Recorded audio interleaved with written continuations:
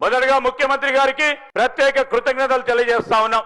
ఆ రోజు సరస్వతి పుష్కరాల సందర్భంలో వచ్చి ఈ రోజు మన ప్రముఖమైన పుణ్యక్షేత్రం కాళేశ్వర ముక్తేశ్వర స్వామి ఆలయానికి సంబంధించి ఆ రోజు సరస్వతి పుష్కరాల సందర్భంలో ఒక పెద్ద ఎత్తున పుష్కరాలు చేపట్టడం జరిగింది. ఆ రోజు ముఖ్యమంత్రి గారు వచ్చి మన ప్రాంతానికి ఆ గుడి నిర్మాణానికి పునర్నిర్మాణానికి దాని అభివృద్ధికి 200 కోట్ల రూపాయలు ఇస్తామని సంవత్సరం తిరగకుండానే 200 కోట్ల రూపాయల వరకు వారు ఆ కాళేశ్వర ముక్తేశ్వర స్వామి దేవాలయ అభివృద్ధికి నిధులు ఇచ్చినందుకు ప్రత్యేకంగా గౌరవ ముఖ్యమంత్రి గారికి మా ప్రాంత వాసులందరి తరపున ఈ రోజు ఆ కాళేశ్వర ముక్తేశ్వర స్వామి దేవాలయానికి అన్ని జిల్లాల నుంచి వస్తున్న భక్తులందరి తరఫున వారికి హృదయపూర్వకంగా కృతజ్ఞతలు తెలియజేస్తా ఉన్నాం.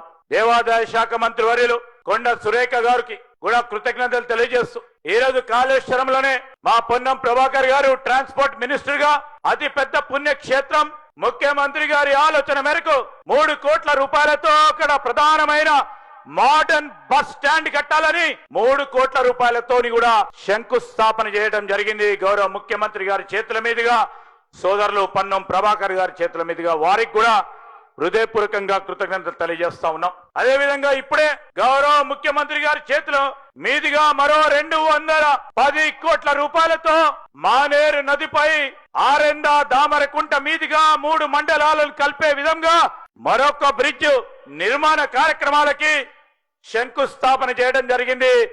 వాటి తరఫున కూడా మేము గౌరవ ముఖ్యమంత్రి గారికి ప్రత్యేకంగా కృతజ్ఞతలు తెలియజేస్తా ఉన్నాను. దీంట్లో సహకరించిన రోడ్లు భవనాల శాఖ మంత్రి వర్యులు మా సహచరులు కోమటిరెడ్డి వెంకటరెడ్డి గారికి కూడా హృదయపూర్వకంగా మా ప్రాంత వాసులందరి తరఫున కృతజ్ఞతలు తెలియజేస్తా ఉన్నాం.